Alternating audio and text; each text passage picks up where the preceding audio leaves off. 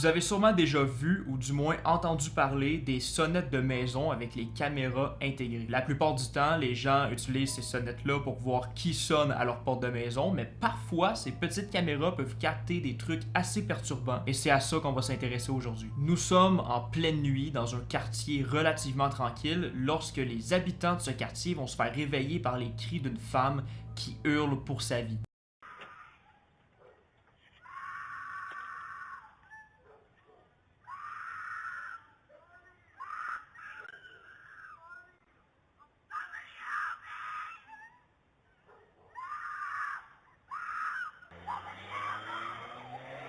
On peut l'entendre crier « Quelqu'un, aidez-moi, s'il vous plaît » et en même temps, on entend un homme qui parle à cette femme en lui disant « Je suis vraiment désolé, remonte dans la voiture ».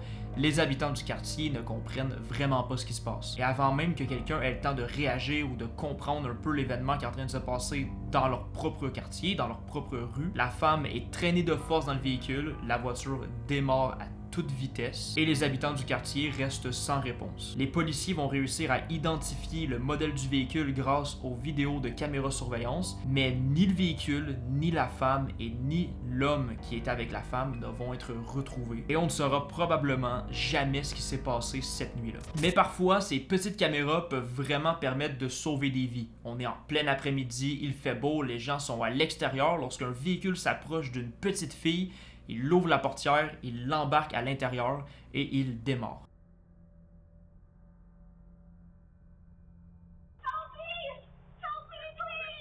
On peut voir dans la vidéo la mère de la petite fille qui essaie de s'agripper au véhicule pour essayer de sauver son enfant, mais malheureusement sans succès. Un des voisins va se dépêcher à prendre son véhicule pour partir à la poursuite du kidnappeur, mais malheureusement, le ravisseur, la petite fille et la voiture disparaissent. Ils n'arrivent pas à les suivre. Heureusement que le service de police n'a pas perdu de temps. Ils vont se mettre immédiatement en route. Ils vont se déployer partout à travers la ville et grâce aux vidéos de caméra surveillance qu'ils ont pu récolter, ils réussissent à identifier la voiture, à la retrouver et heureusement, la petite fille va être ramenée chez elle saine et sauve. Juste imaginez, vous êtes en train de vous promener avec votre enfant et tout d'un coup, il y a un véhicule qui arrive à côté, il attrape votre enfant, il l'embarque à l'intérieur et il démarre comme ça, à quel point vous devez paniquer, ça doit être l'enfer, je veux même pas y penser. Parfois, on peut être posé tranquillement chez soi, mais il suffit d'un seul petit truc pour que l'ambiance change en un seul moment. Une femme qu'on va appeler Julie pour l'histoire. Julie est seule chez elle et son mari est à son travail lorsqu'un homme sonne à la porte de leur maison. Réflexe hyper intelligent, Julie sort son téléphone et regarde sur son téléphone qui est en train de sonner à sa porte à travers la petite caméra de la sonnette. Are you sure?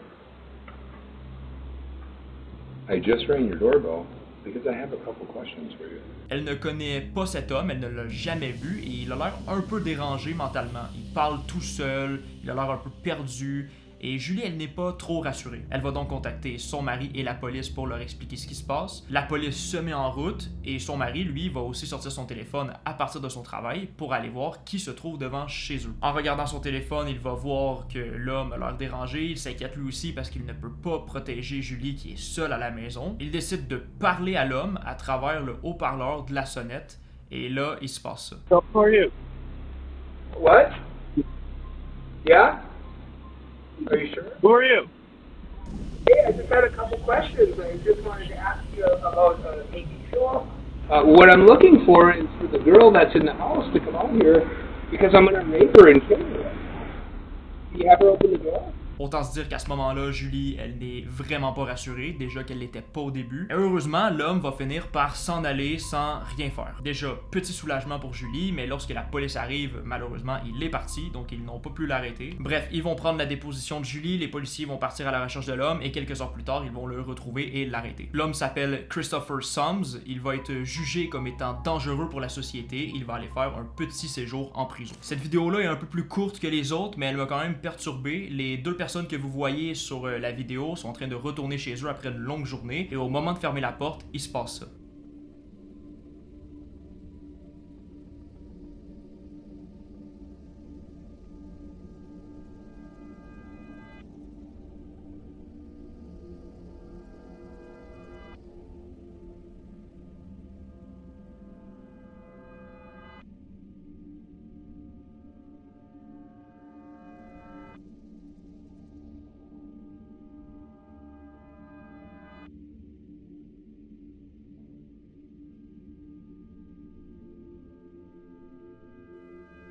Ils savent pas trop ce que l'homme leur voulait. Heureusement, ils ont réussi à fermer la porte et la verrouiller avant qu'ils puissent entrer à l'intérieur de leur maison. Je pense que c'est une leçon de vie. Après, quand t'arrives chez toi et que tu viens pour rentrer, tu regardes automatiquement derrière à chaque fois pour être sûr qu'il y a personne qui va essayer de rentrer chez toi au moment où tu vas ouvrir la porte. Deux individus ont repéré une maison où il semble n'y avoir personne à l'intérieur et ils vont décider d'essayer de la cambrioler.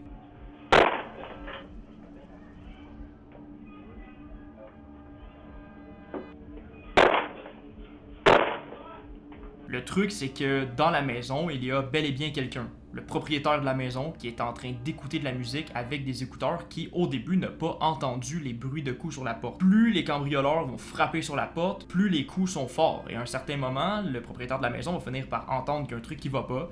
Il va s'approcher de la porte pour se rendre compte que des gens essaient de défoncer la porte de sa maison. Il va leur crier un truc et les deux cambrioleurs vont avoir peur et prendre la fuite. Il faut quand même avoir du culot pour aller à 2h l'après-midi dans un quartier résidentiel et se mettre à frapper sur des portes de maison pour essayer de les défoncer et d'aller voler des trucs. Genre, je me dis que niveau subtilité, c'est 0. Encore une fois, dans cette histoire, il n'y a pas eu de blessés. Plus de peur que de mal. Ça fait changement des autres vidéos que j'ai fait où les personnes disparaissent et ne sont jamais retrouvées ou sont retrouvées mortes. C'est tout pour cette vidéo, j'espère qu'elle vous aura plu. Laissez-moi savoir dans les commentaires ce que vous en avez pensé et nous, on se dit à la prochaine pour une autre vidéo. N'hésitez pas à vous abonner, à liker et à commenter, mais ça je l'ai déjà dit. Faut partager aussi, le partage c'est la meilleure chose, pour vrai. Merci beaucoup à tous ceux qui le font, ça m'aide énormément. Merci d'avoir regardé, on se dit à la prochaine pour une autre vidéo. Peace out.